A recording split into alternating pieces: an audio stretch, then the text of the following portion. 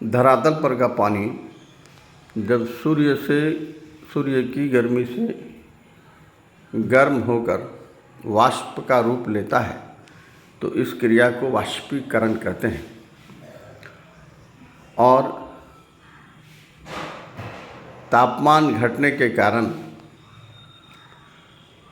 वायुमंडलीय तापमान घटने के कारण वायुमंडल में उपस्थित जलवाष्प पुनः ठंडा होकर जब जल का रूप लेता है तो इस क्रिया को संघनन कहते हैं। हमने पिछले वीडियो में कहा था कि धरातल से जैसे जैसे हम ऊपर जाते हैं तापमान घटता है। किसी भी तरह से जब ये हवा वायुमंडल की ऊंचाई पर जाती है तो हवा में उपस्थित जलवाष्प या आर्द्रता, ह्यूमिडिटी जो भी कहें, ये ठंडा होकर पुनः संघनित होता है और संघनित होकर जल का रूप लेता है और बूंदों के रूप में ज़मीन पर वापस आता है। इस पूरी प्रक्रिया को वर्षा कहते हैं। यही जाड़े के दिनों में संघनन का छोटा रूप होता है, उसे ओस कहते हैं।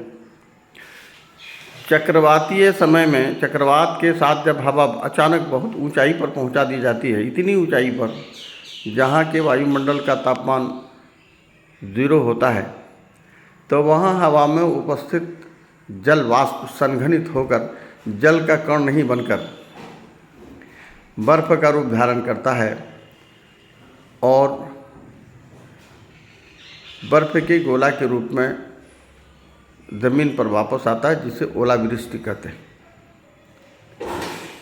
जाड़े के दिनों में बहुत ज़्यादा सर्द हवा के संपर्क में जब ये वाष्प भरी हवा आती है तो वो संघनित होकर बजाय जल का कण बनने के बर्फ़ का छोटा छोटा कण बन जाता है।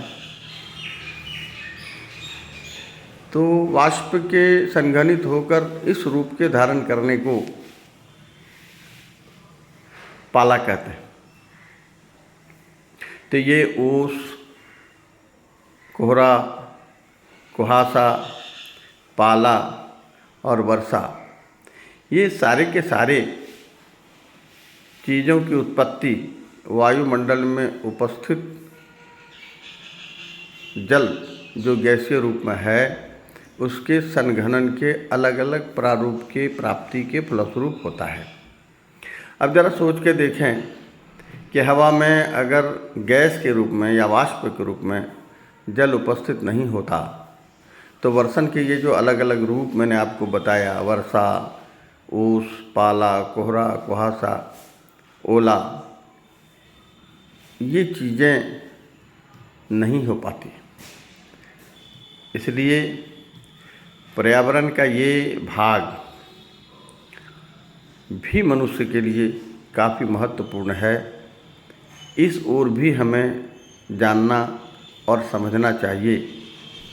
आप एक बार सोच के देखें कि अचानक से तापमान बहुत ज़्यादा बढ़ जाने से ये प्रक्रियाएं नहीं हो पाएंगी।